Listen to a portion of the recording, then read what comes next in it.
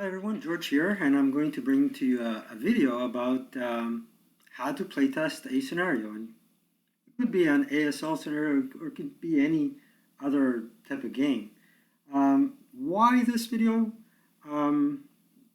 What inspired me to do this video is a post I read on Facebook to the effect that we have so many scenarios and there seemed to be a suggestion that the plethora of scenarios, the enormous amount of scenarios that we have, suggests that we may not have a method or methodology to our testing. Now, I could have misread this post, and I hope I did, because any suggestion that there is no play testing done whatsoever is completely ridiculous. Borderline ludicrous. I've had Jack Green, who owns Quartermaster International, and if for those of you who don't know who Jack Green is he produced a lot of war games. He did Bismarck, the latter version, not the early version. He was employed for, I believe, for a time with Avalon Hill. His name appears on one of the original US leader counters of the classic game, alongside another fellow that is indicated on one of those leader counters is Mike Uhl. And I've seen him post and reminisce about his late friend Mike Uhl and how great of a playtester he was. So there's always playtesting going on. The question is, how effective is it, right? So moving along that subject, let's do a small analogy. I created my own dice tower here. Now, the knee-jerk reaction of anyone who is interested in playtesting is, okay, I'm going to try and break it. Yeah, I'm not dealing with a scenario here. I'm dealing with a tower, but break it. I've seen that term also be used in the software industry. I don't kind of like that, because basically, like, all right, if I were to break this, I could throw it against the wall, smash it, it'll break. Now, if the tester came to me with a test plan saying, okay, what I'm going to do is I'm going to roll the dice through this dice tower, record the dice to see if the results match likely probabilities, and also take a look at the wear and tear of the dice tower that the dice have on this material. Then I'd say, look, you have a great test plan. Go ahead, conduct the test. How long is it going to take you? How much is this going to cost me? When can I have the results, right? That's how you devise a good test plan. Now, why even do this video at all? Well, look, let's take Archimedes, right? Archimedes, he found out that if he goes in a tub of water, his body will displace a certain volume of water. Now, I'm sure many more people before him observed that phenomenon, but Archimedes was the person that spoke out loud about it and documented the math behind it. So I hope to do the same with respect to giving you an idea of how to playtest a scenario. Now, this might not be the best way. Other people might have ways that they perceive to be better, but this is my method to my madness. It seems to work. And I hope at the conclusion of the video you will agree. If not, if you have other suggestions, then things that I may have left out, let me know. So on with the video and the first step. The first step, believe it or not, is to actually proofread the scenario card. If you do not proofread the scenario card, you are already in a jam. You got yourself in trouble. So here's where we can go back and reflect on break it. Well, what if somebody has given you something that's already broken? It's already defective. What are you going to do in terms of a playtest? Break something that's already broken? I hope not. So scenario cards require careful proofreading. Here's an example. Okay, here's an example where the OB changed. Initially, what the the scenario designer is communicating to the potential player is that this will be consisting of a 9-1 leader, an 8-0 leader, 6 squads, 6 American squads, a machine gun. Let's put the half squads or the crews aside. AT gun and a howitzer with an M3 half track with a roadblock are all set up on the hill board, board 2.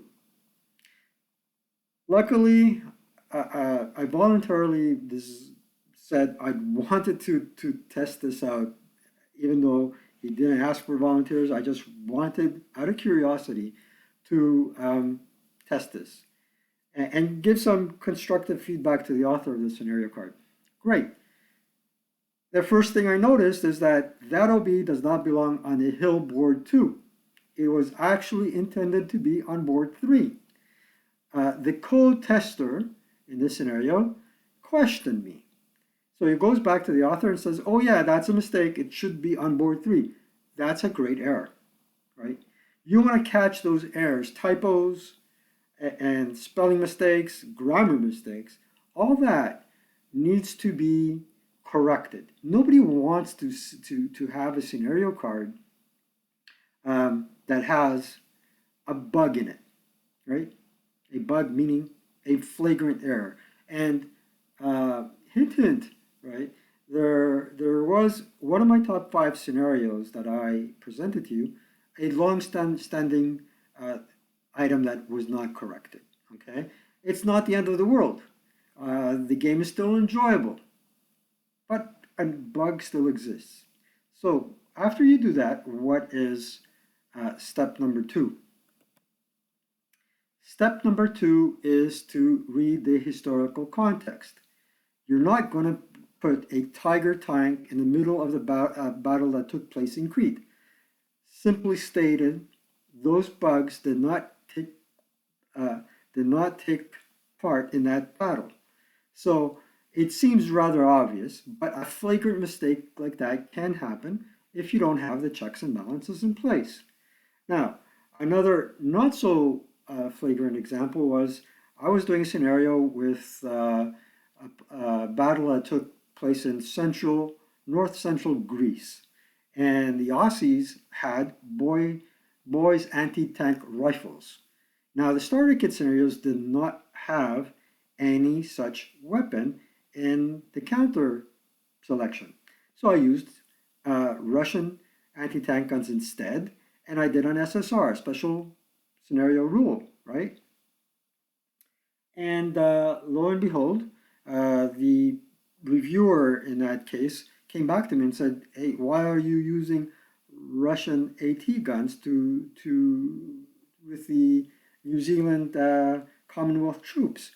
Well, here's the historical context. I don't have such a counter for the UK forces. Where am I supposed to find one?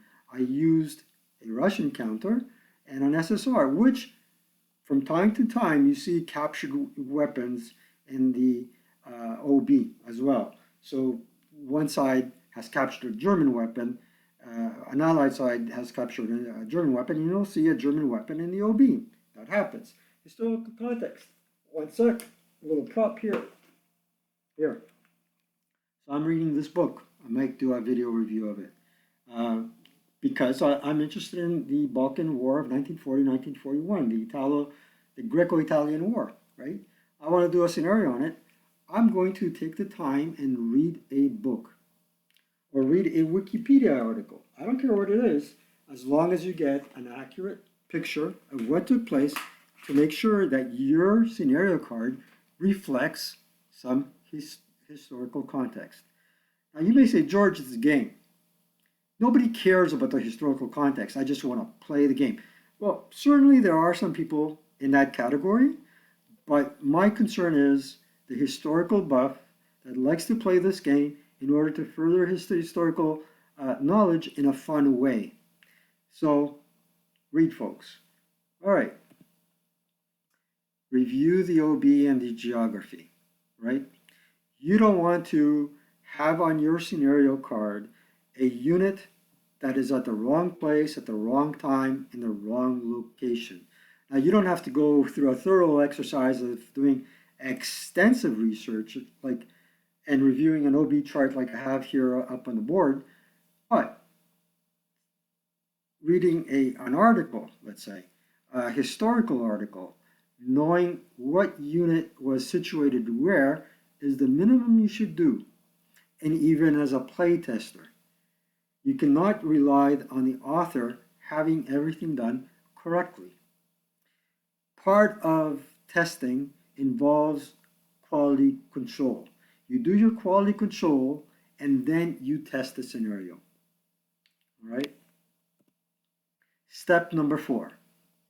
Now, as a playtester, you have to detach all emotions from the side you're going to play. It's the most difficult aspect of the game. And you're going to play side A first. Play side A can be the allies. Play side B will be the Axis. You will play each side first, and throughout your gameplay, you're going to take notes. What are you going to take notes about? Well, you're going to take notes about what your impressions of the game are so far. Does this side have a chance to win? Is even if you don't have a chance to win, are you having fun?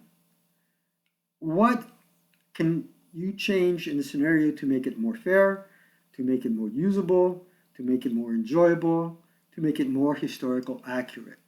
Take notes, but do not divulge your notes yet. Step number 5. Play side B. And you do the same exercise and you take a notepad, right? And take notes. It is good to not discuss the notes immediately with the partner that you're playing. And here I am suggesting that you do play with another person that is at the same skill level as you, right? And can detach themselves from playing one side or the other.